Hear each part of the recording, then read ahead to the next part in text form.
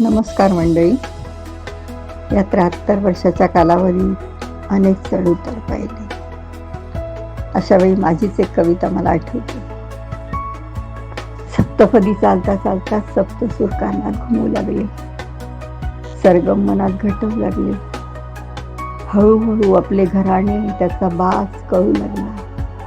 ताल व सूर सांभाळण्याची कसरत जमू लागली. ठेका चुकला तरी पुन्हा सम पकडता येऊ लागले. आरोह अवरोहाने जीवनातील चढउतार कळू लागले. राग बेसूर करणारे वर्ज्य स्वर टाळू लागले. वादी स्वरांबरोबर संवादी स्वरांना हाताशी धरले. दोघांचे तिघे हो चौघे असा त्रिताल व चौतालही बिनचूक दिला. जीवघेण्या आंदोलनाला सामोरे गेले. प्रत्येक वर्णागळी वेगळा असा घेऊन नवीन शोध शोधत राहिले. हळूहळू विलंबित ध्रुपदाकडे वाटचाल सुरू झाली. रागाच्या थाटाने आयुष्याला घाट दिला. कधी लय चुकलीही, पण फारसा बेसूरपणा आला नाही. कधी तीव्र मध्यम लावला तर कधी कोमल स्वरांनी गोडवा आणला.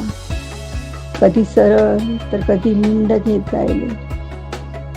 भैरवी चालू आहे, ताई कधीच संपली. अंतरा चांगला रंगावा हीच परमेश्वराकडे प्रार्थना.